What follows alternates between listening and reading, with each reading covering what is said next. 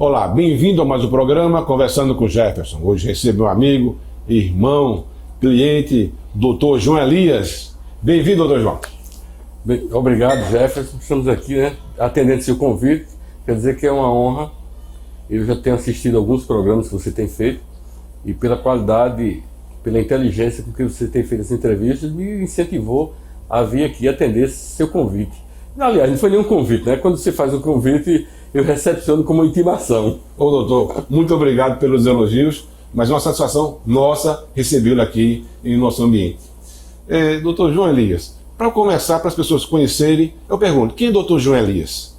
Você que já foi militar, você que é atleta também, conta um pouco para nós sobre sua história. Muito bem, eu sou originário da cidade de João Pessoa, no Paraíba, nasci no ano de 1966 e convivi até os meus 20 anos de idade na grande João Pessoa, né?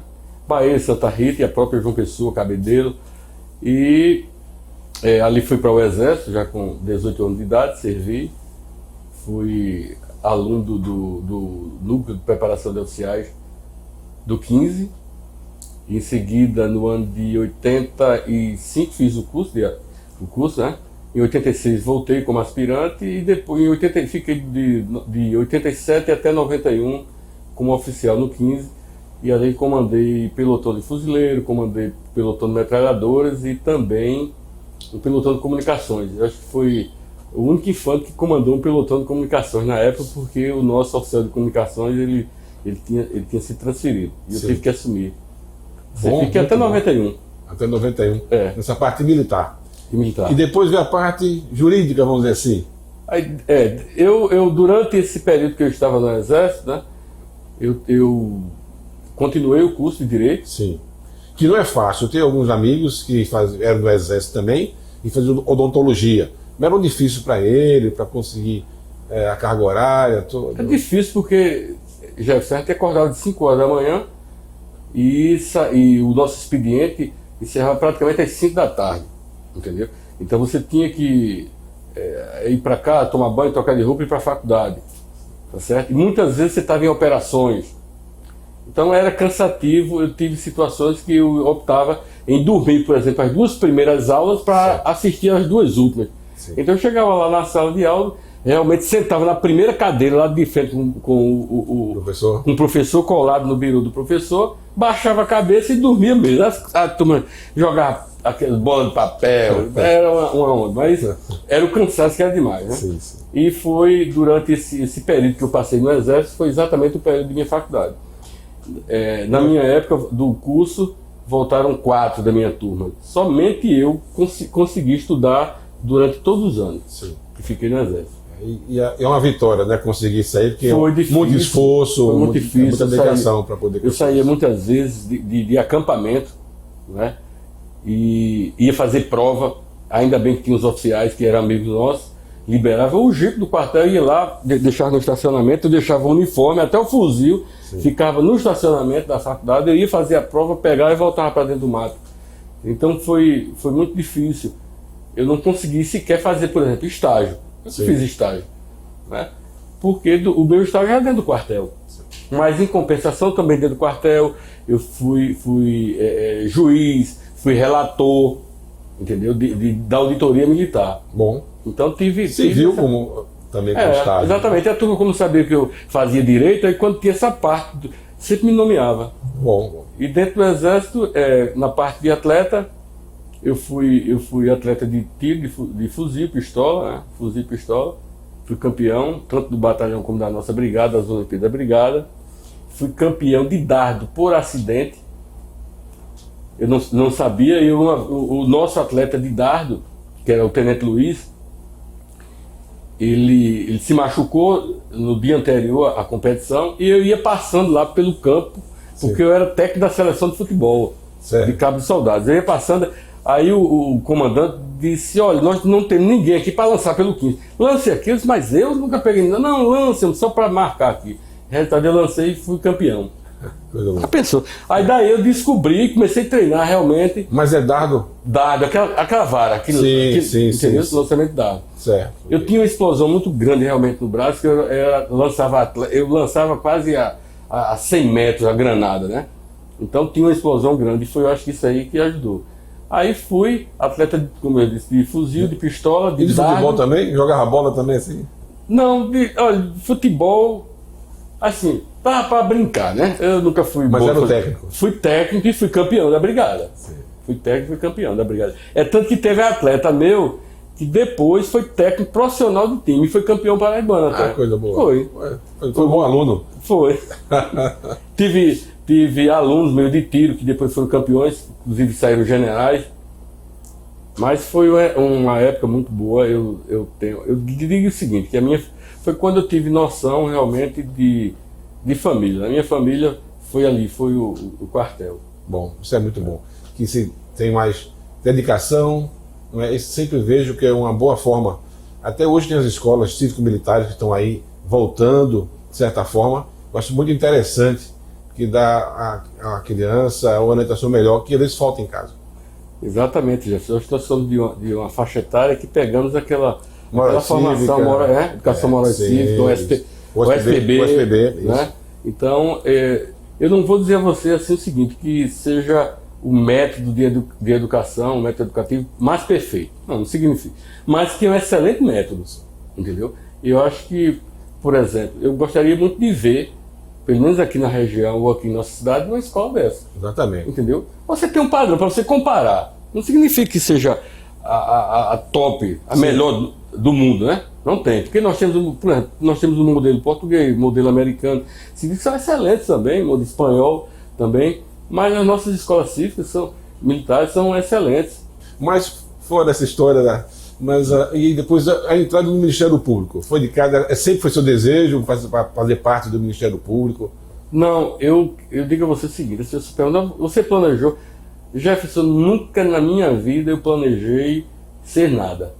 Eu fui oficial do Exército por acidente. Sim. Meu sonho, na verdade, não era ser oficial, era ser simplesmente um soldado piloto daqueles carros de combate, porque como eu morava aí na Grande João Pessoa, em desfile de 7 de setembro eu via aqueles carros de combate chamados tanque de guerra passar. Sim, eu sim. achava, eu ficava encantado, digo, rapaz, um dia eu quero pilotar um bicho desse aí. Sim. E de repente me alistei, fui para o Exército pensando nisso aí, só que com 17 anos eu já tinha concluído o chamado segundo grau, certo. Segundo grau, o ensino médio. E lá fazendo as provas, achando aquelas provas muito fáceis, né? Sim. E eu também corria demais, eu corria muito, era aquelas provas muito fáceis, até que chegou um capitão médico e disse, rapaz, você tem o segundo grau completo? Tem, eu terminei, por que você não vai fazer a escola de oficiais? Eu disse, escola de oficiais? Aí eu pensei, isso é pra mim nada. Eu digo, não, eu quero, aqui tá bom. Aí ele disse, olha, eu disse, se eu fizer e não passar? Ele disse, não tem problema, porque quem é escolhido para fazer essa prova, automaticamente vai estar na tropa. Aí era tudo que eu queria, garantir o quê? Ser soldado. Isso. Aí eu disse, eu vou, pode botar meu nome aí que eu vou. Aí resultado, de 60 vagas, eu conquistei a 18ª vaga. Aí queria ir para a cavalaria, eu não sei porquê, né? Os testes lá me colocaram na infantaria, e depois eu me apaixonei pela infantaria. Fui para a infantaria e terminei sendo oficial. E em relação a promotor de justiça, eu nunca na minha vida pensei em ser promotor. Eu não conhecia nada de promotor, eu não conhecia nenhum promotor de justiça. Sim. Meu pai tinha sido policial militar, foi de soldado até subtenente. Como subtenente, ele chegou a ser delegado de polícia, que lá na Paraíba tinha delegado de polícia militar na época, né? Ele foi delegado de polícia, só que também estudando direito, fez o concurso para delegado da Polícia Civil, passou, deu baixa na polícia e assumiu como delegado da Polícia Civil.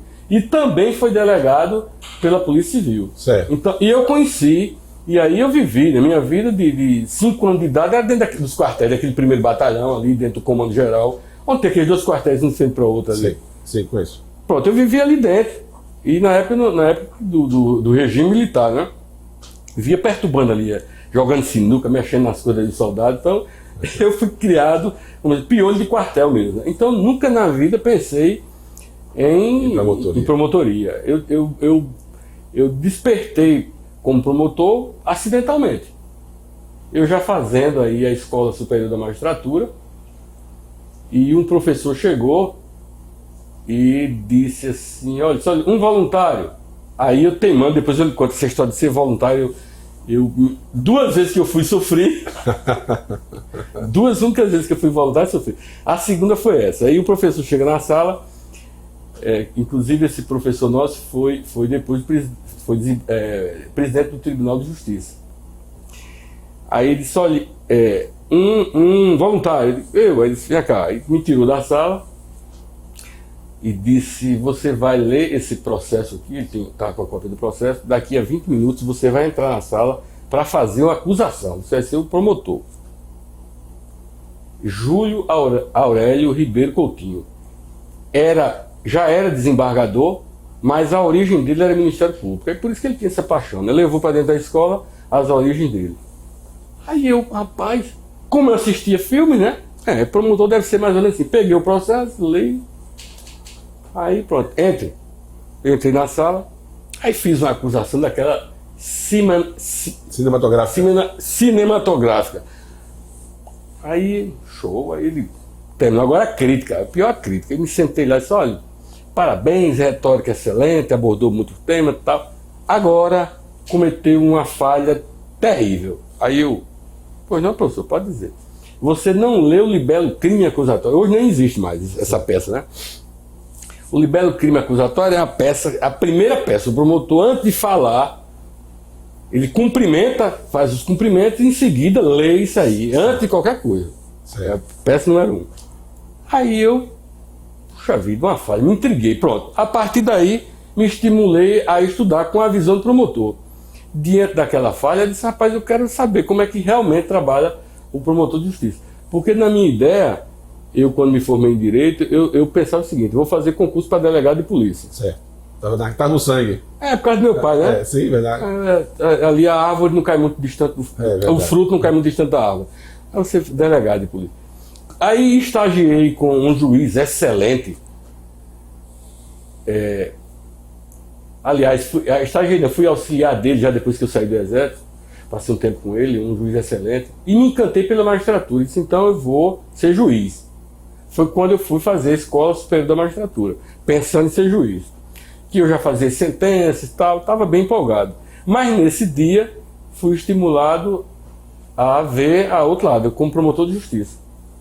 Comecei a estudar. Resultado, nunca fiz um concurso para juiz, nunca fiz um concurso para delegado. Não tive oportunidade. Sim. Porque eu já na época da escola, abri o concurso para promotor de justiça na Paraíba e o concurso de promotor de justiça aqui em Pernambuco. Muito bem. E eu comecei a fazer o concurso. Esse daqui de Pernambuco, eu estava fazendo assim, a reserva, né? Você não está fazendo, eu vou fazer isso também. Fazer também. Mas a minha dedicação era da Paraíba, o concurso da Paraíba. Só que a minha origem, a minha família toda é evangélica. Aí, certa feita, chegou um jovem lá em casa, ele disse, olha, aí Deus mandou-lhe uma profecia, não sei se você conhece, uma profecia, Deus mandou dizer que você não vai ficar onde você está pensando e você vai para um canto bem distante. E nem será o que você pensa. Aí eu digo, mas rapaz, eu acho que eu vou ser delegado lá no Amazonas. Eu pensei nisso aí, né? Fiquei com isso aí guardado. Bem, resultado, era isso. Porque eu estava bem colocado nesse concurso lá da Paraíba. Passei na primeira fase, passei na segunda fase. Aí fui para a fase prática. Quando chegou na fase prática, eu achei a prova tão fácil, que eu disse, como era o primeiro concurso, eu achei a prova fácil. Eu disse, rapaz, vão pegar minha prova e vão passar para alguém, olha só. A inexperiência, né? Como eu era militar, e militar não confiava muito em civil, isso aqui tem falcatrua de todo lado, vão pegar minha prova, e o que é que eu faço? Eu tenho que botar meu nome. É a única forma de eu saber que ninguém vai pegar assim minha prova, inocência mesmo. Botei meu nome lá na prova, meu amigo, pronto. Fui eliminado do concurso. Aí recorri dessa decisão, mas infelizmente o resultado foi, você acertou todo o entendimento da comissão, meus parabéns, infelizmente não podemos atribuir nota. Aí foi o entendimento. Eu fiquei realmente muito arrasado com isso aí. Aí eu tinha a prova prática daqui para vir fazer, que eu também já tinha passado nas 3 primeiras etapas daqui. Aí eu pensei, inclusive, em não fazer. Eu vou nada, que vai acontecer alguma coisa e vão me reprovar também. Mas, eu vou. E deu certo. Aí estou aqui conversando com você. E foi parar onde mesmo? Fui para Iafrânio, a última cidade de Pernambuco. 120 quilômetros depois de Petrolina. Mas me diga uma coisa. Você me contou uma vez que teve a oportunidade de trabalhar num processo de lampião. Foi. Foi em Iafrânio mesmo? Não, não foi em Iafrânio, não. Olha, eu acho que foi em Parnamirim. Sim. Parnamirim. Porque eu atuei, Jefferson, em 34 cidades aqui em Pernambuco já. É muita coisa. Era um processo que estava... Na época não tinha os sistemas como hoje, né? Um processo lá velho e apareceu, né? Porque quando a gente assumia aquelas promotorias, teve promotoria que praticamente eu tive que fazer. Por exemplo, a Frane nunca tinha tido um promotor titular. Eu fui o primeiro promotor titular. E o que me instigou a ir para lá foi exatamente o desafio lançado por Dr. Zé Tavares, que era o nosso procurador então. Ele disse, olha, tem outras cidades, mas tem a Frane que nunca teve um promotor titular. Por que você não vai para lá? Aí eu digo, a Frane, eu disse, eu vou. Para começar, entrar logo com o pé direito, fazendo história. Sim. Aí fui ser o primeiro promotor de Iafrânio. Aí depois eu vim para aqui, para Timbaúba. Zé Tavares, ele trabalhou em Timbaúba, não foi isso? Foi promotor de Timbaúba. Isso. Também foi fundador do Tênis Clube, ele sabia? Foi, né? Foi um dos fundadores do Timbaúba Tênis Clube. Pronto, o doutor Zé Tavares era o nosso procurador-geral quando eu entrei no Ministério Público. Um ser humano espetacular, né? Você conheceu ele, né? Isso. Conheceu ele. Então aí eu vim para cá, cheguei aqui em 2000,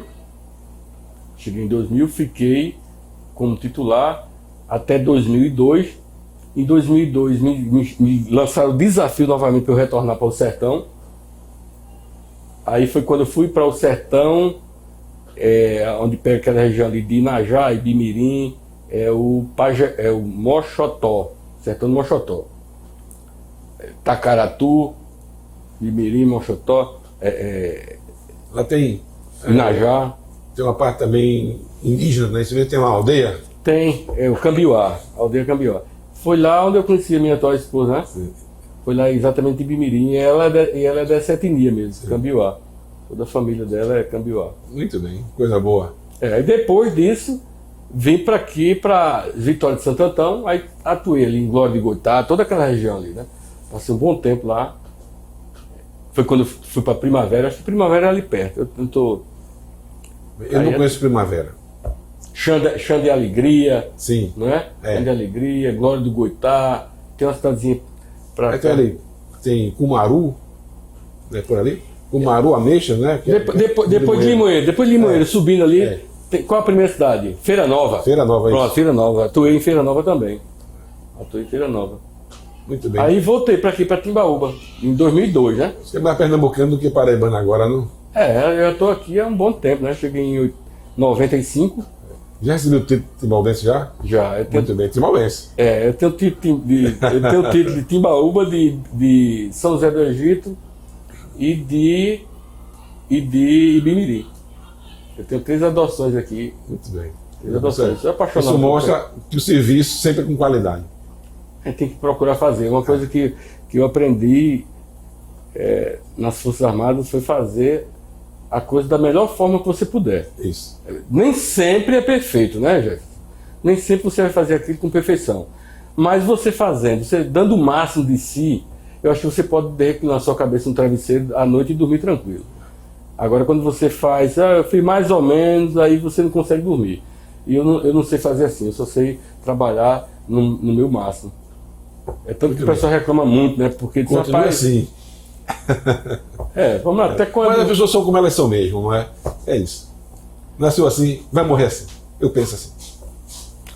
A questão da natureza do homem. É a natureza do homem. A essência, não é? De cada um.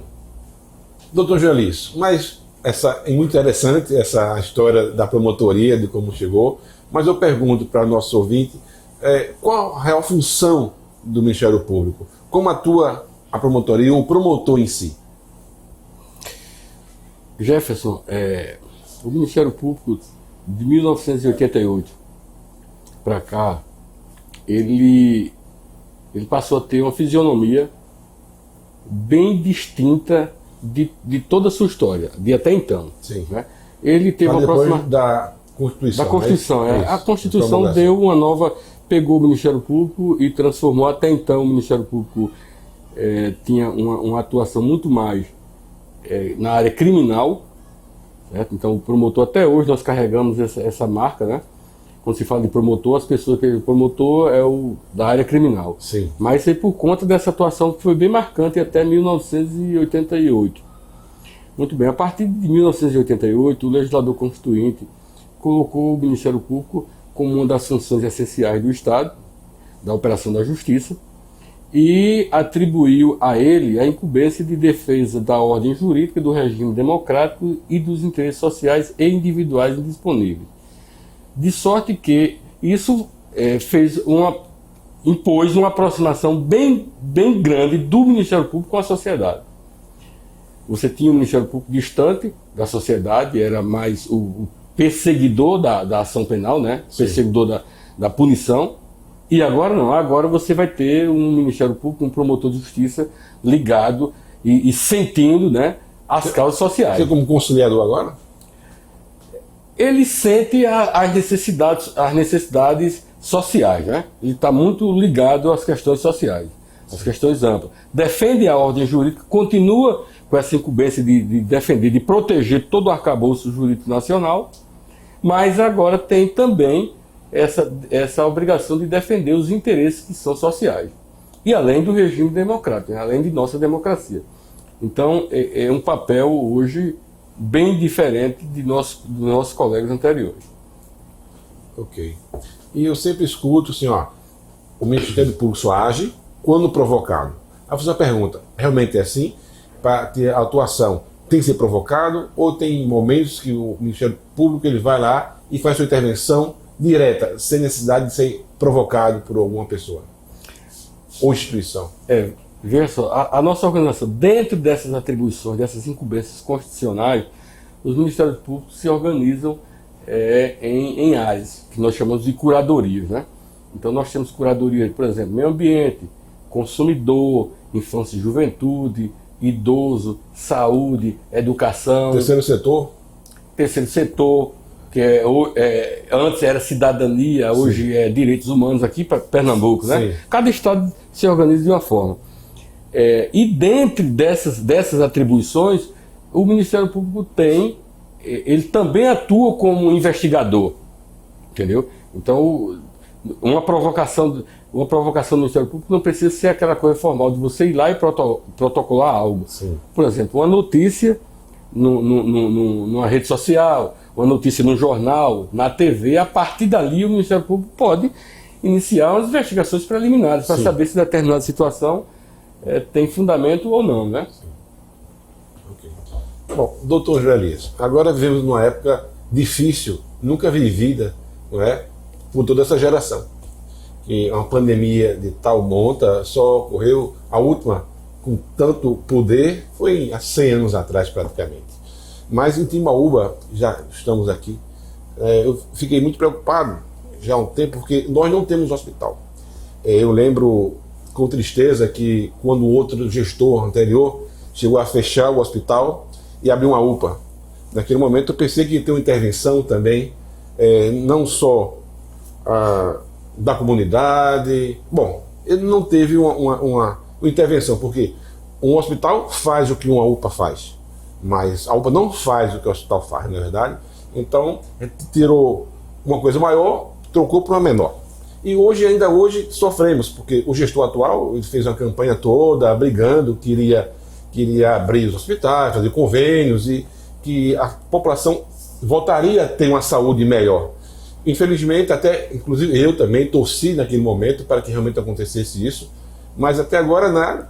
E com essa pandemia nos assolando, já são 3 para 4 meses já assolando, e não vemos uma atitude mais forte. Parece que é agora que estão se movendo para fazer alguma coisa com mais fundamento. Eu lembro que eu vi uma intervenção sua na UPA para ver se realmente estava funcionando, o Ministério Público atuando, vendo necessidade. Qual a sua visão nesse ponto?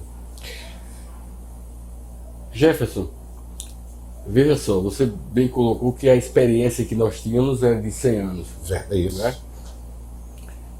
Uma situação dessa, partindo de uma distância de temporal tão grande, convém salientar que não há, eu acho que no mundo não tinha qualquer país pronto, capacitado para enfrentar uma situação como essa. Verdade, verdade.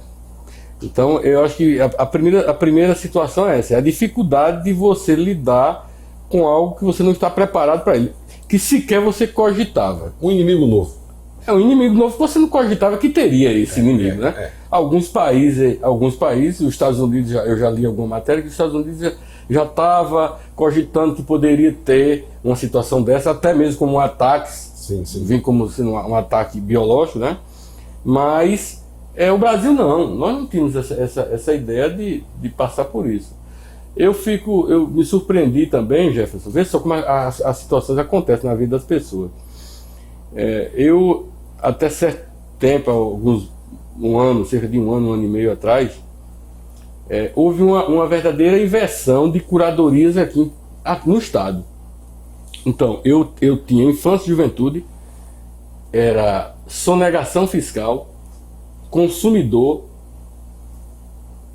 e, deixa me ver, e uma outra curadoria, eu não estou lembrado agora. Até foi quando fui a questão da ação dos bancos, de matador, teve aquela polêmica que você tomou conhecimento, né? Toda a cidade acompanhou. Exatamente. E nós tivemos diversas ações nisso aí. Ações de recuperação de crédito de pessoas que tinham débitos tributários, então muita briga também. Nós fizemos toda aquela guerra. No meio daquele combate, houve uma mudança no estado todo e todas aquelas curadorias que eram minhas se inverteram. E a segunda promotoria passou para a primeira. O que era da segunda passou da primeira, o que era da primeira passou. Então, imagine só, eu estava aqui há 20 anos atuando de uma forma. Certo? Agora, eu disse, não, tudo que você fez, pegue todo o seu portfólio, que você tem aqui, passe para cá e você vai assumir algo novo. Então, eu tive que assumir situações que eu nunca tinha atuado. Por exemplo, idoso. Eu nunca tinha atuado na área de idoso. Educação. Eu nunca tinha atuado na área de educação. Infância e juventude continuou. Mas saúde. Eu não... Nada. Absolutamente nada. Mas o que é que me deixou tranquilo? Nunca teve nada aqui de anormal que vai precisar de um promotor de saúde. Nunca teve, né? Então eu estou tranquilo. Dá tempo a aprender isso aí. Mas, rapaz, mas eu não sei, como eu digo a você, eu não planejo nada, as coisas acontecem. É como se você fosse desafiado. E aí, eu quero te ver agora aí. Aí eu não conhecia absolutamente nada da área de saúde, noção pouca da legislação, que dei uma olhada, né? Não interessa. Acho que é uma das formas da pessoa ser ignorante é conhecer aquilo que não precisa conhecer. Ocupar espaço da mente com aquilo que você não precisa. É ignorante. Ou conhecer pouco aquilo que deve, né? Pior. Ou não conhecer, é outra ignorância também. Então, eu não ocupo minha mente com aquilo que eu não preciso. Como eu não precisava de atuar na área de saúde, nunca tive... No máximo aparecia, eu via falar, porque às vezes eu acumulava a promotoria, uma ação de medicamento, uma pessoa carente que não tinha condição de comprar um medicamento, aí o promotor atuava, pedia, aí ali saiu uma sentença obrigando o Estado ou o município a fornecer aquele medicamento, entendeu? Era mais ou menos isso aí, muito bem. Aí meu pai adoeceu, e depois que ele saiu lá do hospital e estava com um problema no pé por causa da diabetes, aí eu trouxe ele aqui. Com 3 dias que ele estava aqui, ele teve um problema que eu não sabia o que era. Aí, resultado, foi quando eu fui conhecer o sistema de saúde do estado. Antes da pandemia. Veja como foi minha preparação. Tem praticamente um ano já. Isso, né? Veja como foi, em setembro, né? Ele morreu em setembro. Veja como foi minha preparação. Eu não fui ler nada, eu fui viver na prática. Deus, né, me colocou e disse: você vai ver o que é o sistema de saúde. Você tem a curadoria agora, então agora vem cá, vou lhe mostrar como é que funciona a coisa. Meu amigo, olha, na época de jovem, eu não precisava de saúde, porque de médico, porque eu tinha saúde. Tá certo? Quando eu amadureci, já tinha condições de ter um plano privado. Então, meu sistema de saúde é privado. Eu não conhecia. Eu via pela TV aquelas filhas, aquela situação. É algo muito distante. Só sabe quem está lá junto. Eu não tinha noção, não. Jefferson, eu não tinha noção. Eu via TV, pessoas falando, mas eu não tinha noção. Olha, meu amigo, foi preciso ir para dentro de um hospital e ver. Eu fiquei assustado. Eu fiquei assustado. Acredito. Eu fiquei... teve um certo dia lá, naquele hospital da restauração, sim, que meu pai, aí disse... Primeiro que foi uma dificuldade. Aqui, aí você volta na situação aqui. Meu pai teve um problema aqui em casa na parte da manhã. Eu levei ele para a UPA, na parte da manhã tinha a prescrição de ser reconduzido, né, recambiado lá para o Recife, porque o médico já estava desconfiado que tinha alguma coisa na parte neurológica e tinha que ser recambiado para lá. Isso foi 10 horas da manhã, quando nós conseguimos uma ambulância para ser recambiado meu pai aqui, que foi 5h30 da tarde, aqui em Timbaú. Um tempo de ouro perdido. Foi, exatamente. Então veja só, eu já comecei a sofrer daqui, né? Muito bem, mas eu não quero colocar a culpa aqui, o pessoal que recepciona meu pai, os servidores, muito dedicado, o menino que dirige a ambulância, todo nota 10. O problema é o sistema. O problema é o sistema. Entendeu? Aí, quando meu pai chega lá no Recife, resultado, o hospital, que era a restauração, que tinha um neurologista, só atendia até às 18 horas. Aí, tinha encerrado, aí então não pode ficar mais aqui, leva para o outro hospital. É o Pelópolis, né? Ela vai para o Pelópolis. Quando chega lá no Pelópolis, aí, ó, foi atendido pela madrugada, agora tem que recambiar no outro dia. Eu sei que nessa história eu tive que ir para lá e meu pai ficou lá, rapaz, naqueles corredores, na maca que saiu daqui. Exato, na maca da ambulância. Na maca da ambulância. Baixa. Geralmente a maca baixa. Agora veja só, que situação. Meu pai foi um homem honesto, um homem que dedicou a vida dele ao trabalho público. Ele foi de soldado a delegado de polícia. Um homem honesto, morreu pobre, sem condições de pagar um plano de saúde. E eu vi meu pai na situação daquela ali, rapaz, jogado, entendeu? No corredor, no chão, viu? No corredor, no chão, nos passos, as pessoas quase pisando em cima. Eu estava assustado. Daqui a pouco, aí chega, uma médica vem aqui, vascular. A médica vascular vem aqui porque tem um problema de diabetes do pé. A médica chegou, já tão estressada pelo semblante da mulher, pela cor da mulher, a forma que a mulher estava, que ela estava assombrada com aquilo ali. Aí quantidade de paciência. Mesmo diante de todo aquele sofrimento, eu vi que o sofrimento dela também era muito grande. Aí eu fui utilizar as técnicas para conversar, até que eu consegui acalmá-la, e a gente começou a conversar, tá? E eu vi, ela respirou, tal, pronto, se acalmou. Aí ela conseguiu dizer, olha, eu vou colocar seu pai na área vermelha, que a situação dele é crítica, ele não pode ficar aqui. Eu digo, a área vermelha deve ser uma área boa, né? Aí, meu amigo do céu, ela disse, agora foi o seguinte, precisa entrar. E estava eu e meu irmão, disse, só pode entrar um para ver onde ele vai ficar. E depois sai. E sai. Aí eu digo, e vai ser você, que é seu irmão mais velho. Eu disse, fica aí, Renan, que eu vou lá. Jefferson, eu nunca vi na hora daquilo, não. Você sabe o que eu estou falando.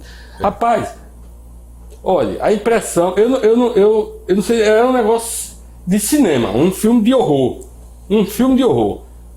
Primeiro aquele cheiro, muito estranho, entendeu? O sofrimento geral, porque uma maca colada a outra, gente no chão, gente... Olha, eu deixei meu pai lá, a impressão que eu tive foi, eu estou deixando ele num depósito de lixo humano. Foi a questão que... Mas a medicina, mas fique tranquilo que aqui, olha, o atendimento é muito bom, só as instalações é ruim, mas o atendimento é bom. Verdade. Verdade. Foi o que me confortou. Agora, eu sofri, viu? Então meu pai passou mais alguns dias vivo. Teve um dia que perderam ele lá, aí acharam um pouco, né? O reino espiritual achando um pouco que eu tinha sofrido. Aí eu cheguei lá, cadê que ninguém conta um assistente social? Não se fala com assistente social. Eu quero saber onde está meu pai, não tem notícia. Foi não sei para onde, aí você vai atrás. Aí de lá, eu não queria de forma nenhuma, eu queria ver como é que a coisa funciona, nunca me identifiquei como promotor. Fiquei lá, na portaria, esperando. Aí o guarda lá, eu sei que o guarda teve tanta pena, entendeu? Que ele disse, não, eu vou arrumar alguém para entrar com o senhor, para procurar seu pai aí. Eu digo, meu, faça isso por mim. Aí foi pior. Porque eu fui só para a área vermelha, eu fui para todas as áreas que tinha. E tinha que olhar, porque eu estava procurando ele. Porque quando eu entrei na noite, na área vermelha, à noite, eu tive que entrar assim, meio anestesiado, sem focar as coisas, só olhando para ele e aquela coisa. Mas no outro, quando eu fui lá para procurar ele, aí eu tinha que esse não. Aí eu vi sofrimento. O nosso sistema de saúde, aí se disse que na pandemia o sistema de saúde entrou em colapso. Meu amigo, não existe colapso. Já estava muito tempo. Se existia algo pior do que aquilo ali, eu acho que nem na guerra. Não pode. Melhorou. Não, com certeza. Porque na hora que abre esses chamados hospitais de campanha, esse atendimento de campanha, melhorou. O Hospital Getúlio Vargas que eu trabalho também é igual que você viu lá. Só que quando chegou o Covid, foi interditado, ninguém mais chegava lá. Então, os corredores ficaram limpos e livres. Não tinha mais ninguém. Ah, maravilha. Só que os pacientes estavam em casa. Estou entendendo. Então, veja só, aonde foi que eu fui aprender, né?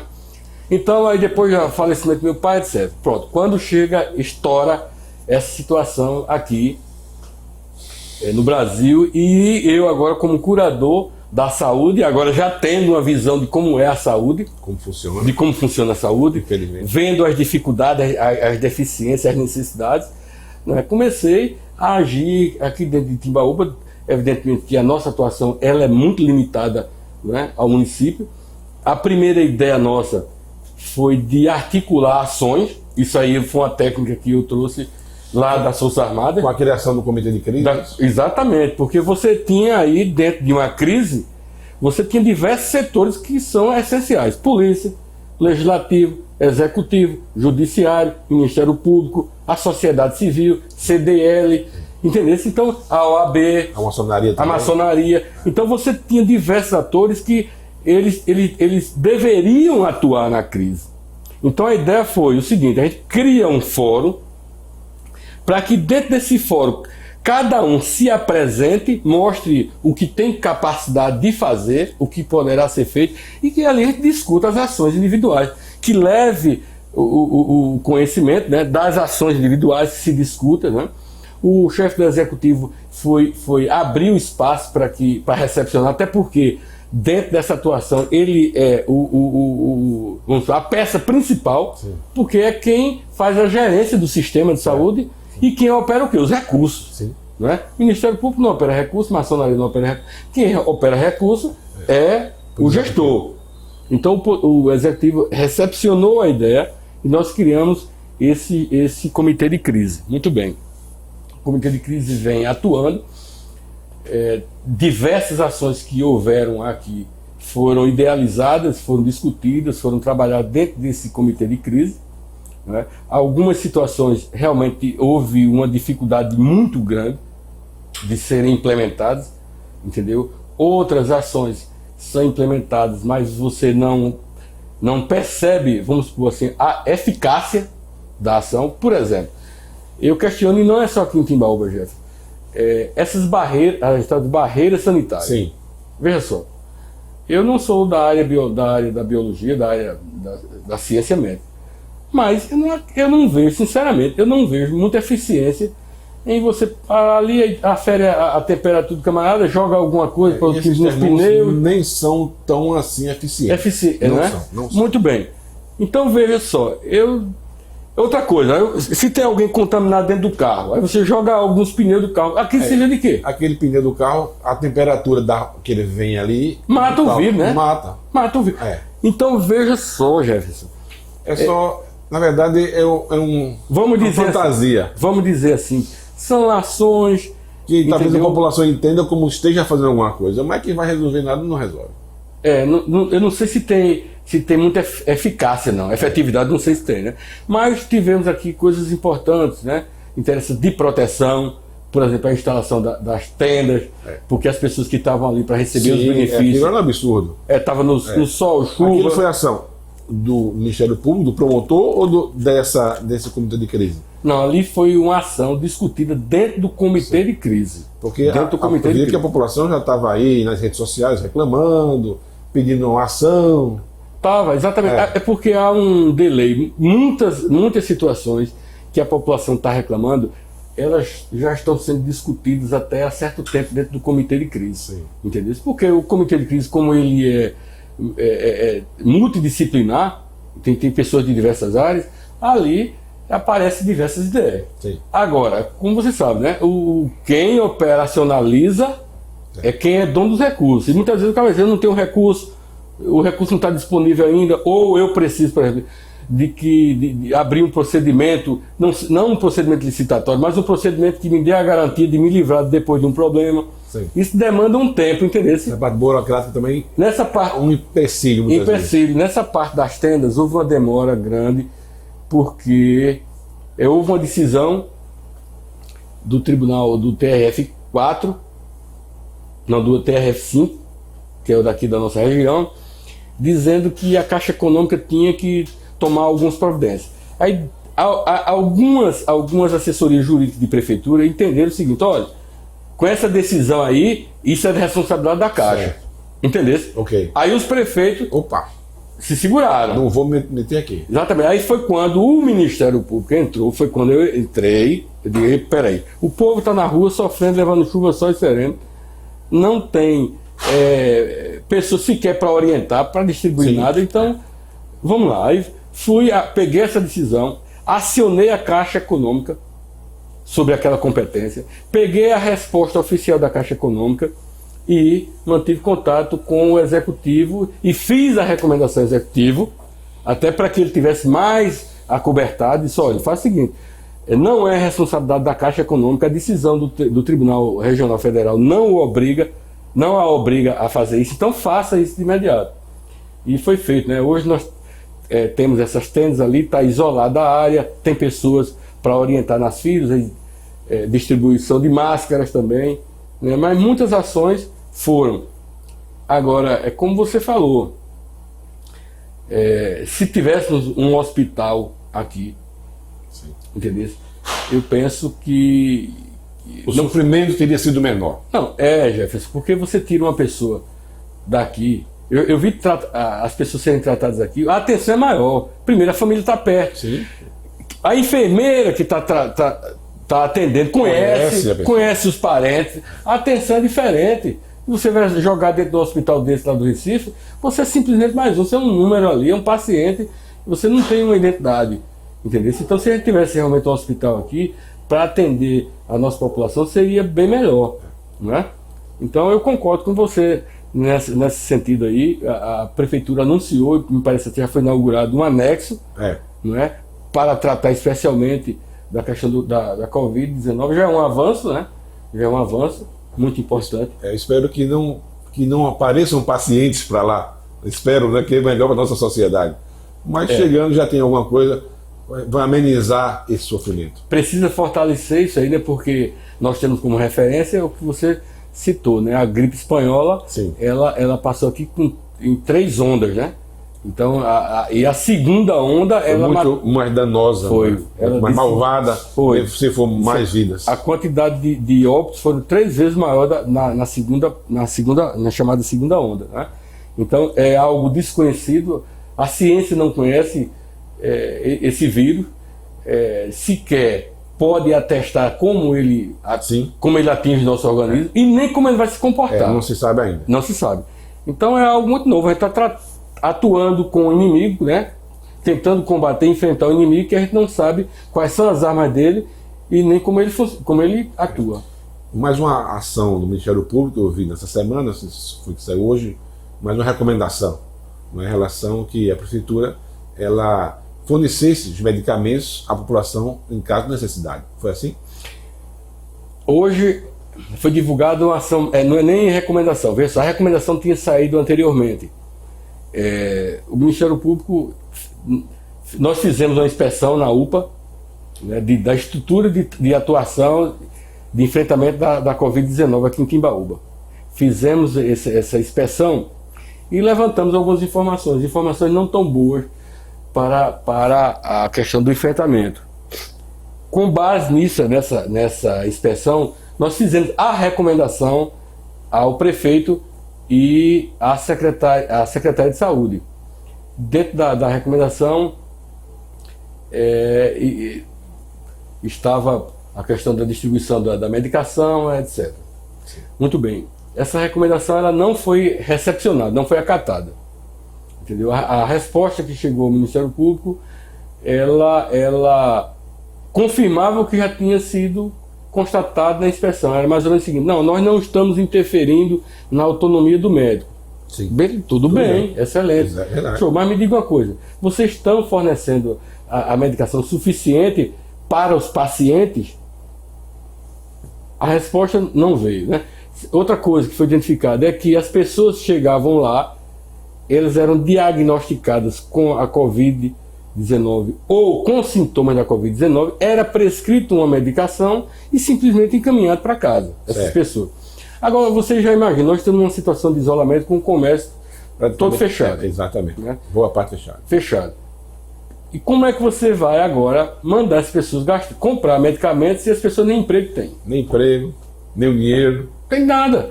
Então você bota o cara para casa. Nem onde comprar. Não, bota para cá, o cara vai tomar chá. Entendeu? Aí daí, o que é que vai acontecer? Ele na tomar o chá da receita. Vai piorar da situação, vai voltar e vai superlotar o sistema. E aí sim. Contaminar mais pessoas.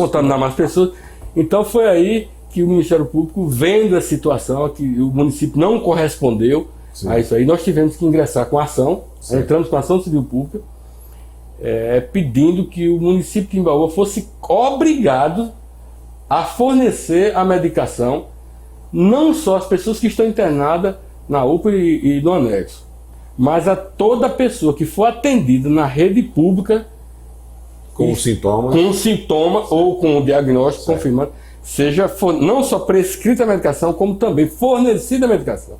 Eu penso que isso aí é uma medida muito mais efetiva do que estar jogando produto químico nos pneus dos carros. Muito mais. Eu penso, né? Eu posso estar enganado. Mas é verdade isso mesmo. Mas aí nós contamos com a sensibilidade do juiz, doutor Danilo. Ele deu uma sentença magistral, realmente. É uma sentença excelente e obrigando, inclusive, já prevendo a aplicação de multa no caso de descumprimento. Certo. Multa diária, no caso de R$5.000. Foi a partir de hoje isso? Isso, a partir da ciência da sentença. Ok, né? tá bom. A partir da ciência da sentença. Eu creio que. Eu estou de férias, na verdade estou de férias. Eu creio que o chefe executivo já tenha tomado ciência dessa sentença. Okay. Mas, na verdade, Jefferson, veja, é até um apelo que eu faço aqui, né? E digo assim, para que o prefeito pode recorrer da decisão. Sim. Mas eu acho que até uma questão de humanidade não recorrer, cumprir, porque o que o Ministério Público quer é que seja distribuída a medicação prescrita pelo médico às pessoas que estão acometidas da doença. E quem são nossos irmãos, pessoas que estão sem condições de comprar a medicação. Tem gente aí que está passando necessidade, entendeu? E sem a expectativa, porque o governo está dizendo que não tem mais condições de bancar mais 2 meses de R$600, não tem condições, como é que vai ficar as pessoas? Né? Como é que vai ficar? E se estender essa situação? Né? E ninguém sabe do que não sei, nós não sabemos se isso vai terminar quando. Não sei. Então eu faço até aqui um apelo, aproveitando o seu espaço, um apelo ao prefeito, para que não recorra, para que cumpra. Para que invista na compra, parte desse recurso, invista na compra da medicação para distribuir para os munícipes. Isso é muito importante. Eu acho que vai salvar vidas. Vai salvar vidas, né? E aí no Ministério Público não, eu quero atribuir esse ganho de vidas à pessoa do próprio chefe do executivo, que se sinta acometido, né, do sofrimento da população e compra essa medicação para distribuir para as pessoas que são pessoas carentes. Muito bem, João. Parabéns por essa ação. Mais uma. Doutor João, agora, falando ainda da pandemia, do Covid, a determinação, a coisa mais simples de fazer é lavar as mãos com água e sabão. Mas sabemos que o senhor atuou aí um tempo, não é, falando sobre a água de Timbaúba. E hoje escuto ainda na rádio, nas mídias sociais, uma grande reclamação da nossa população referente à água. Como foi essa atuação no Ministério Público? Como está sendo essa atuação? Você colocou de forma excelente a questão da necessidade da água, né, para o enfrentamento inicial da não contaminação, né? Sim. Para evitar, uma medida de prevenção. Água e sabão. Como é que a gente vai fazer a prevenção sem água, né? É isso que eu escuto. Essa reclamação, Jefferson, ela não vem, ela hoje se fortaleceu por conta da Covid. Mas eu estou aqui há 20 anos e a Compesa, ela, sem sombra de dúvidas, é a campeã de reclamações aqui em Timbaúba. E eu acho que essa reclamação, a gente pode até estender mais, como eu disse, eu atuo em mais de 3 dezenas de cidades aqui, é campeã de reclamação do nosso estado, é a Compesa. Aqui em Timbaúba hoje está muito mais grave porque há necessidade, até por questão da vida, né? Sim. Da vida. E a reclamação, ela continua, ela é constante. Nós instauramos um procedimento investigativo, e esse procedimento ele foi iniciado através de reclamações de consumidores. Na época, eu era ainda curador do consumidor, como eu falei, que houve essas mudanças, né? Essa mudança, mas na época eu era curador do consumidor e comecei a receber muitas reclamações. E instaurei o procedimento, tentamos de todas as formas encontrar uma solução diplomática. Eu acho que a forma mais eficaz é o acordo, Jefferson, de você fazer justiça. Porque quando você tem que fazer... A prestação jurisdicional tem que ser ditada, sempre fica alguém insatisfeito. Né? Certo, okay. Tem duas partes em litígio. Sempre um vai ficar insatisfeito. Um fica insatisfeito. Então, quando você atua para que haja composição, o acordo, aquilo até você me fez uma pergunta ainda há pouco, né? A justiça consensual. Isso. Quando há o consenso, aí realmente a pacificação da sociedade acontece aí. Então, a nossa atuação de frente à Compesa, que era campeã, e depois houve também a questão dos bancos, né? Junto à Caixa Econômica, Bradesco, sempre foi nesse sentido de encontrar a solução pacífica, levar para o litígio, levar para o judiciário somente quando fosse o último caso, e foi a questão do remédio, da medicação, que esgotou toda a parte de negociação. Instauramos esse procedimento investigativo e eu senti a necessidade aí de aprofundar aqui na situação de Timbaúba. O que estava havendo aqui em Timbaúba? Por que essa reclamação? Então eu fui conhecer o sistema. Então nós fizemos 10 inspeções, pisando na lama, subindo o morro, descendo o morro, escorregando, sapato atolando, tendo que lavar para todo sujo de lama. Mas para conhecer o sistema. Então, Trás dos Montes, Tiúna... Que é muito bonito, por sinal. Saí conhecendo tudo. E depois fui para a zona rural, conhecer os distritos, entendeu? E o que me levou... Esses distritos não são abastecidos pela Compesa, é outro sistema, né? Eu conheci todo o sistema da Compesa e conheci também os sistemas que não é da Compesa, que atende o município. O que me levou também, não só essas reclamações, é porque eu comecei a perceber, e você vai saber muito mais que eu, que você é filho de Timbaúba, filho natural de Timbaúba, que Timbaúba eu conheci algumas pessoas, eu estou aqui há 20 anos, cheguei ontem praticamente, mas eu conheci diversas pessoas que morreram aqui com cirrose. Sim. Entendeu? Mas com cirrose. Então foi estudar isso aí, o porquê que acontece, e descobri que nós estamos numa região endêmica da esquistossomose. É isso. Entendeu? Então tem tudo a ver com o tratamento de água. Pode haver contaminação dessa forma. Então eu vi que esses distritos, o distrito de São José do Livramento, Catucá, Queimadas e Vila do Culangi, esses distritos não têm sistema de tratamento de água. Não tem. E o pior de todos é a Vila Curuangi. Jefferson, a Vila Curuangi, a água que chegava lá é lama de porco. Sinceramente, no dia que eu estive lá, é lama de porco. É uma situação crítica. Todas são muito ruins. Eu acho que ali precisa, e com urgência, né, de uma atuação do governo, não só do governo do estado, mas do próprio governo municipal, de viabilizar o fornecimento de água tratada. Nós estamos aqui, meu amigo, no século XXI. Sim. Eu estive lá na África, em Botsuana, né, e o pessoal lá toma água tratada. Inclusive eu tenho até um sistema lá.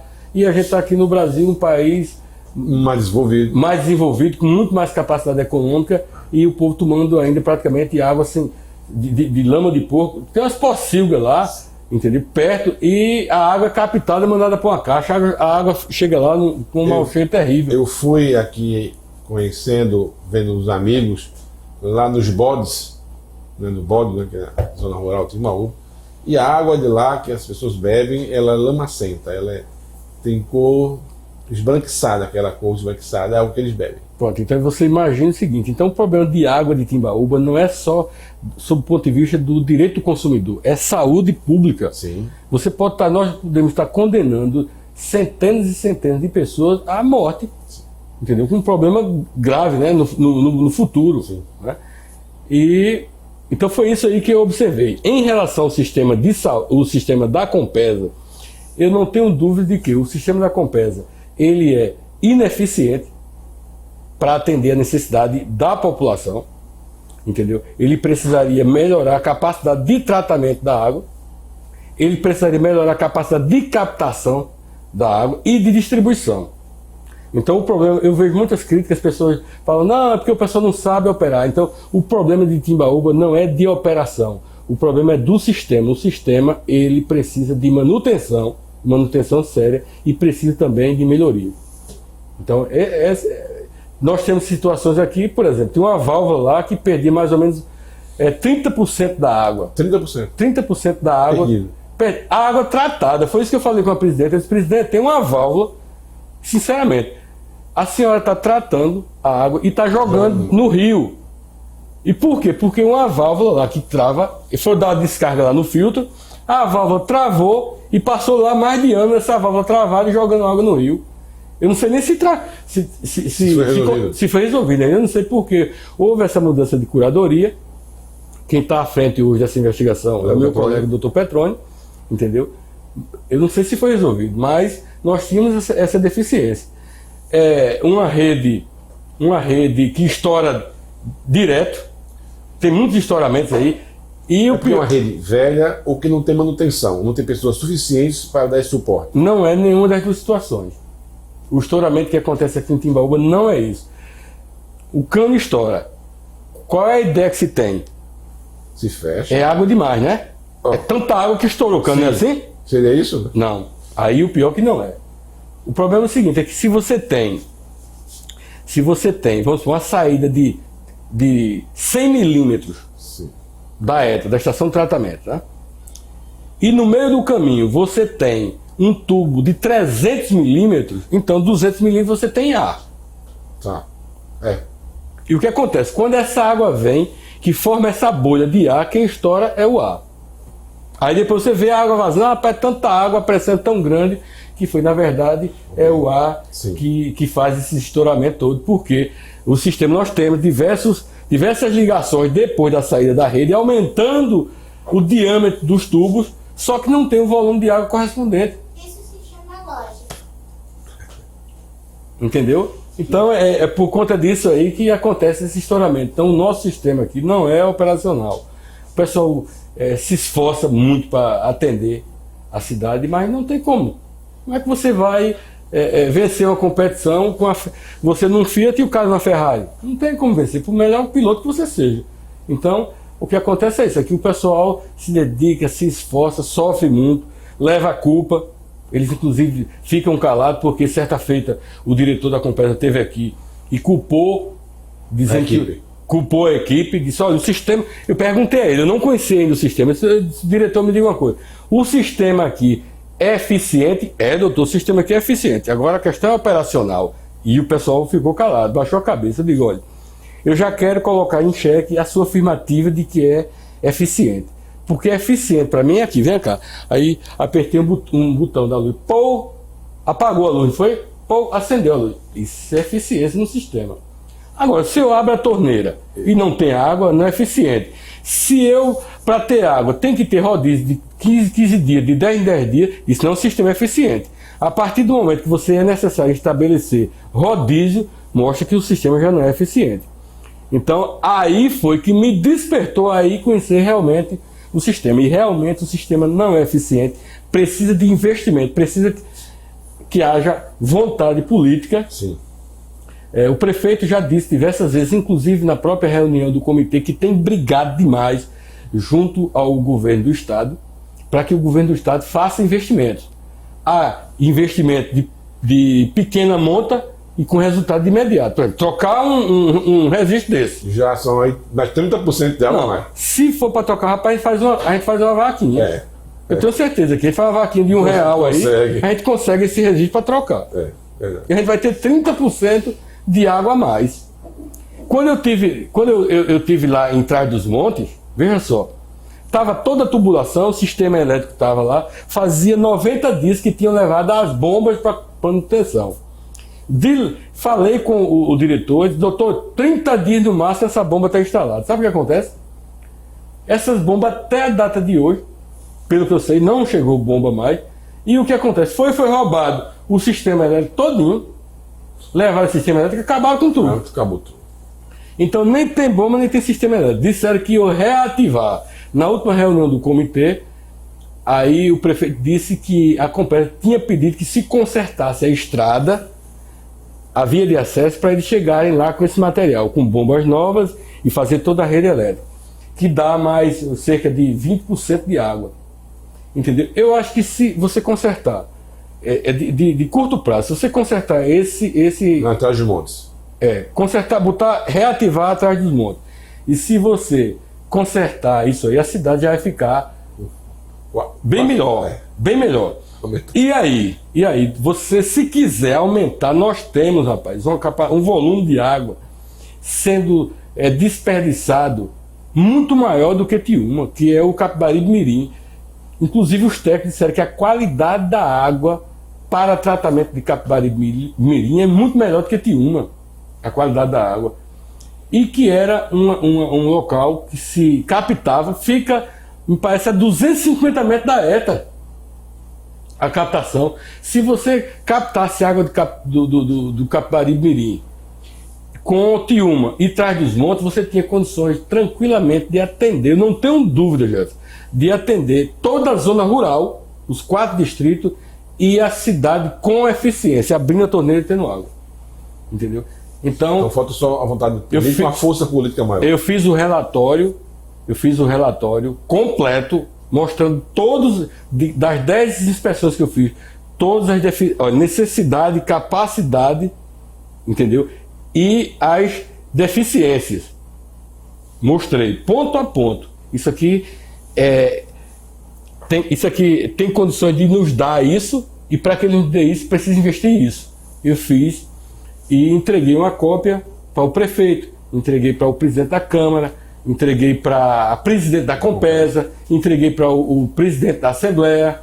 Tem tudo nas mãos. Então, o que antes poderia ser falta de conhecimento, hoje não é. Não é. Todo mundo sabe como se resolveu o problema de água de Timbaúba, que é muito mais do que um problema. Repito, o problema de Timbaúba hoje não é nem só questão de consumo, é saúde pública. Nós estamos condenando, sem sombra de dúvida, centenas e centenas de pessoas a, no futuro, desenvolver uma doença e essa doença levar a óbito. Muito bem, João. Eu pergunto então, você falou aí, não sei se realmente mas eu pergunto, de todas as queixas, processos, problemas que chegam ao Ministério Público, qual que é o campeão assim de queixas ao Ministério Público? Dessa área de consumidor? Sim, em Timbaúba. Não, hoje estamos vivendo, eu estou há pouco tempo assumindo essas curadorias, né? Sim. Sem sombra de dúvida. O problema hoje é Covid, né? Certo. As demandas maiores, toda a nossa atenção, ela está focada especificamente para a questão do Covid, até porque estamos atuando em home office, né? A promotoria de Timbaúba tem um dia de plantão, mas esse plantão ele terminou sendo prejudicado porque houve, inclusive, a proibição de se pegar autos físicos. Então o Conselho Nacional proibiu, não pode pegar mais auto físico. Então nós estamos atuando praticamente online, fazendo audiências online. Mas essa determinação é só para agora ou depois da pandemia vai continuar? Que os processos antigos ainda? A Covid, essa pandemia, ela acelerou. A nossa vida não vai voltar o que era antes. Sem sombra de dúvida, não vai. Sim. Eu previ o seguinte, eu já tenho... Eu estou com 35 anos de serviço público, eu acho que daqui a pouco eu estou me aposentando, eu não vou ver as audiências virtuais, eu não chegarei a ver isso aí. A Covid trouxe a audiência virtual, então eu já fiz audiência criminal no jardim lá de casa. Até o juiz, rapaz, tem muito passarinho cantando aí, tá até atrapalhando. Entendeu? Então isso foi algo que foi antecipado, né? Eu dizia algo no positivo, né? Aí vi hoje, eu tenho uma matéria, um advogado disse que fez uma audiência com a cliente dele dentro de um carro, dentro do veículo, fez uma audiência. Então veja que foi algo positivo. Então a nossa vida não vai voltar a ser, eu não sei, sem sombra de dúvida, a questão da audiência virtual, eu já via isso aí que era um benefício, porque quando você tira, Jefferson, por exemplo, audiência de réu preso, aí você tira um preso do Aníbal Bruno, todo aquele aporte, toda aquela segurança necessária para isso. Escolta, Sim, combustível, sim. Veículo, não é? Há um investimento Quantas muito grande. pessoas para isso? As pessoas se mobilizam tudo. E o tempo, né? O tempo que se perde. Aí hoje não, como é que se faz? Aí o promotor está no gabinete dele, o juiz no gabinete dele, o presidente do presídio, numa sala especial, o advogado no escritório dele, e ali se faz audiência. Então veja, questão de segurança e economia. Então eu achei isso aqui positivo, é um ponto positivo que a pandemia nos trouxe. E vai nos deixar muitas lições. A questão do trabalho articulado também, nós estamos aprendendo. Nunca houve aqui dentro de Timbaúba a articulação de tantos órgãos. Certo, vamos ver só nesse comitê de crise, você fala. No comitê de crise, né?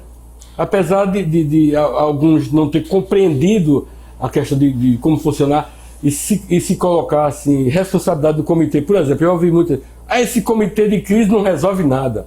Mas o comitê de crise não tem poder executivo. O comitê de crise é formado por diversos atores. Então aí ele pergunta, a polícia está na rua? Tá. A polícia judiciária está fazendo os procedimentos? Tá. O Ministério Público está atuando? Tá. Então, como é que o comitê de crise? Se os órgãos estão trabalhando, se estão atuando. Agora, o comitê de crise não vai armar barraca. Não vai fazer...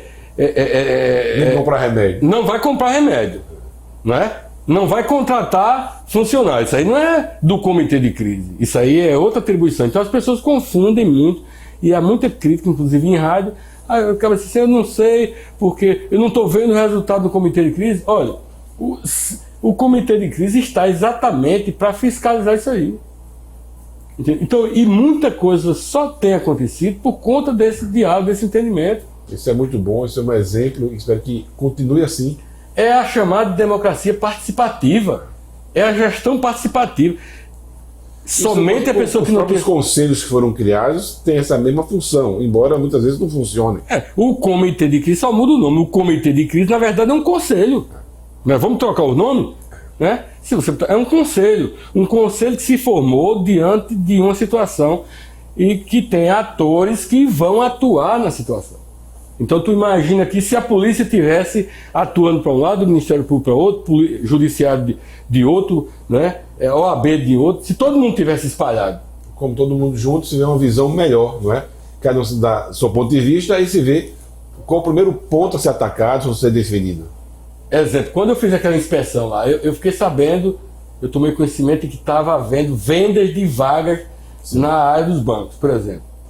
E no comitê de crise eu avisei, olha, eu vou fazer uma inspeção pela madrugada. E convidei as pessoas, eu acho que ficaram, não acreditaram, acharam que eu estava brincando, né? Se eu vou fazer, convido quem quiser ir comigo, vá, tal, e nós fomos e realmente constatamos que havia um fundo de verdade naquilo ali. E foi corrigido. E saiu de onde? É uma ação do comitê de crise. E de onde foi que eu tomei conhecimento? Dentro da reunião. Eu tomei conhecimento. Agora mesmo tivemos um problema gravíssimo que está agora como curador, né? Como curador dos direitos humanos, estou de perplexo e muito triste. Tomei conhecimento também do comitê de crise o quê? A Câmara de Vereadores não está funcionando. Ô Jefferson, você imagine numa situação dessa. O município só tem 2 poderes. Né? Poder executivo e o poder legislativo. Ele tem a representação do poder judiciário, mas o poder judiciário é do Estado, não é do município. Então tem 2 poderes. Dentro de uma crise, 50% dos poderes do município se anula. Então isso aí a gente tomou conhecimento, eu já fiz uma recomendação, eu entrei de férias, não sei qual foi a resposta ainda do presidente da mesa diretora. Impossível, porque todo esse trabalho, imagine o seguinte, aí, recursos, quem é que tem que fiscalizar? Quem tem que fiscalizar? É o próprio legislativo. Como é que o legislativo vai fiscalizar se está desativado? Aí, não, o vereador fulano de tal foi na rua e viu que tinha um buraco. Meu amigo, isso aí é trabalho de vereador. Porque uma lâmpada está queimada. O trabalho de vereador é fiscalizar os recursos, não é ação social, não. Trabalho de ação social. Agora, o vereador que viu um buraco, acione quem? Faça um requerimento, né? Sim. Faça um requerimento para o Poder Executivo. Mas o cara vê um buraco, vê uma lâmpada queimada. Ao invés de fazer um requerimento, vai fazer um discurso na rádio, vai fazer um discurso em internet, não está cumprindo o papel do vereador. O papel do vereador seria estar se reunindo na Câmara e deliberando, discutindo e fiscalizando. Né? Então nós estamos perdendo. Timbaúba hoje, o Ministério Público termina estando sobrecarregado, porque nós não temos que fiscalizar. Muita gente pensa, você tem que fiscalizar o prefeito? Não, nós não somos fiscais de prefeito. Fiscal de prefeito é a Câmara de Vereadores. Claro. Nós somos fiscais da lei. Nós somos fiscais do arcabouço jurídico. Não é fiscal de prefeitura. Quem tem que fiscalizar é uma fiscalização anterior, durante as ações e posterior. Quem tem que fazer essa fiscalização nesses 3 momentos é a Câmara de Vereadores. Mas se a Câmara de Vereadores ela não se reúne, ela não delibera, ela está deixando de prestar um serviço de grande importância. Né? E mais nesse momento de crise. Sinceramente, eu não estou conseguindo compreender o motivo da desativação. Eu não sei porque nós temos aqui um município pertinho, Macaparana, é um exemplo, que a Câmara de Vereadores continua se reunindo hoje pelo sistema remoto, né, deliberação remota. A tecnologia está aí para ser usada. Todo mundo está usando, o Senado está usando, a Câmara Federal está usando, as câmaras de vereadores, a Assembleia Legislativa está usando, somente Timbaúba que não usa. Então, aí sim, agora é onde entra o trabalho do promotor de justiça, do Ministério Público, para fiscalizar o porquê que o Legislativo não está atuando. Aí sim. É todo um poder que foi desativado. Então a sociedade fica órfã da atuação desse poder. Entendeu? Então não é uma questão pessoal, é institucional. Todo município, toda a população perde com a situação dessa. Porque recursos estão vindo, recursos estão sendo aportados, estão sendo gastos e ninguém está fiscalizando. Não tem fiscalização. Por quê? Porque a Câmara de Vereadores está desativada. Essa é a realidade. É uma triste realidade, João. Uma triste realidade. Mas tudo bem.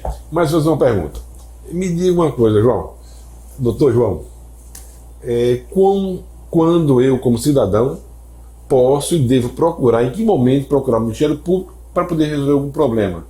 Que momento é esse que eu devo procurar? Qual a queixa que é pertinente? Então, você falou o quando, eu vou falar do mundo dever ser, né? Sim. Depois eu falo do ser. No mundo dever ser, você tem que observar as atribuições do Ministério Público. Quando houver lesão a interesses sociais e individuais indisponíveis. Então, o seu pleito teria que estar encaixado aí.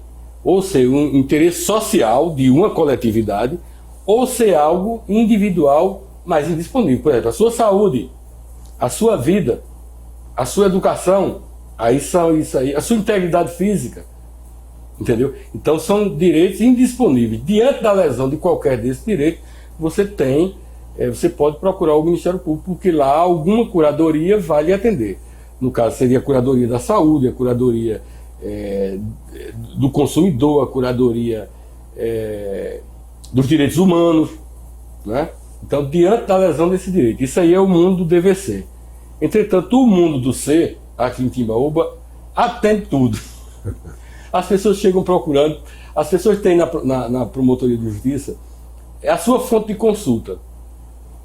Eu atendo com muito prazer a comunidade. Alguns colegas não fazem esse atendimento e eles não estão errados. Eles não estão errados. Porque eles se limitam a cumprir o que a lei diz, né? É interesse social? Não.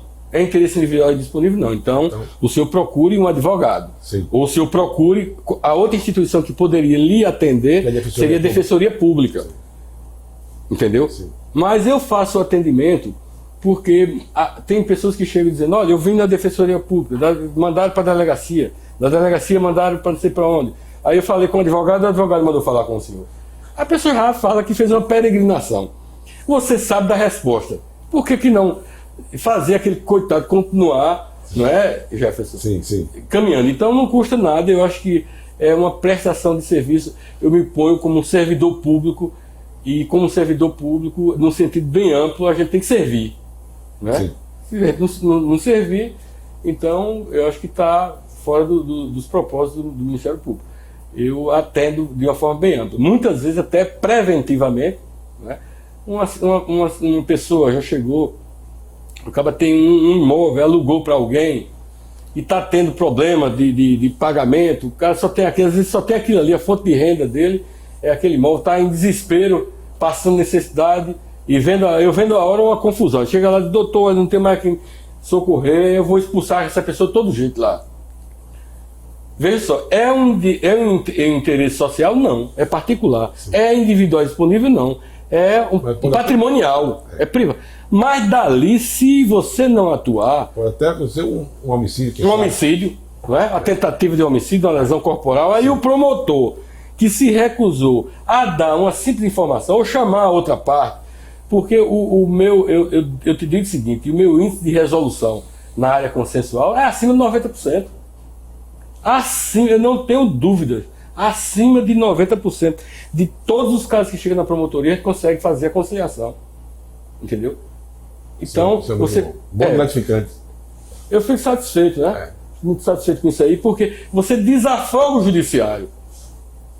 Uma situação que poderia, não, vá procura advogado, para o advogado dar entrada na ação, não sei o que ele vai se arrastar por anos e anos e as pessoas terminam não tendo a resolução. Você chama a outra parte, senta ali. Aí serve um café, uma água, brinca um pouco, daqui a pouco entra no acordo, só, olha, ele perde um pouco, você perde um pouco aqui, mas dá certo que os dois saem bem, os dois saem se abraçando, apertando a mão. Isso é uma vitória. Não é? Eu acho que o trabalho do promotor de justiça também é isso aí, é acima de tudo de harmonizar a sociedade. Você fazer esse trabalho de harmonização, de pacificação. Vamos baixar. É tanta confusão, nós vivemos já num clima de tanta guerra, tanta conturbação, que precisa de órgãos, de instituições, de pessoas com o objetivo de pacificar. Vamos pacificar, vamos ter calma. Muito bem, João. Chegou ao fim do nosso programa. Quero agradecer. A sua participação foi muito boa, produtiva, vamos dizer assim, e ter seu momento para as suas considerações finais. Eu agradeço, Jefferson, ao espaço que você abriu, para a divulgação, né, do trabalho, da atuação do Ministério Público diante do público que você tem. E eu torço para que esse seu trabalho permaneça. É um espaço muito importante de inteligência. Eu não estou dizendo que os outros não são, mas o nível do diálogo aqui, eu acho que foi um dos melhores de todas as entrevistas que eu tive. Entendeu? E que isso é importante para a sociedade, né? Serve de instrução, de esclarecimento. Eu acho que foi o grande objetivo seu. As perguntas que você fez, sem sombra de dúvida, você já sabia da resposta, mas você fez para que eu falasse e para que o seu público conhecesse realmente qual é o trabalho do Ministério Público. Eu me dispus de vir aqui conversar com as pessoas para mostrar o que é o Ministério Público e essa visão que nós temos hoje de não só o Ministério Público como perseguidor, né? O promotor, o acusador, mas não, o promotor social, o promotor que visa pacificar, de harmonizar a sociedade para que nós tenhamos realmente um nível de desenvolvimento bem melhor para a nossa sociedade. Então, eu lhe agradeço e torço para que você continue nesse trabalho muito importante. Eu lhe agradeço a sua presença, João, foi muito bom, muito gratificante estar aqui com você nesses momentos de bate-papo legal. Então, o exemplo sempre é a melhor coisa que podemos fazer, né, João? Eu penso sempre assim. Vamos lutar para trabalhar cada vez melhor. E o que fazemos? Exatamente. Só de uma quadra, eu lembrei aqui de uma quadra de um poeta paraibano, Américo Falcão, que nos mostra, vai resumir tudo isso. Eu disse assim, que temos que servir, né? Américo Falcão disse, sobes, verás que tudo é ilusão. Poeira também se eleva e volta de novo ao chão. Então nós somos poeiras, né? Nós somos poeira, não adianta querer um orgulho exacerbado, né? Tudo, já dizia Salomão, tudo é vaidade. E nós temos que servir, porque no fim somos apenas pó. E se não estamos aqui para servir, para nada servimos. E levar tempos à virtude, né, e cavar masmorras aos vícios. Masmorra aos vícios. Eu acho que esse aqui é a nossa ordem nos ensina isso, né? É isso aí. Então, você também, um abraço para vocês todos aí que estão nos ouvindo, nos escutando. Não esqueçam, curtam, compartilhem, mandem seu comentário. Um abraço, até mais.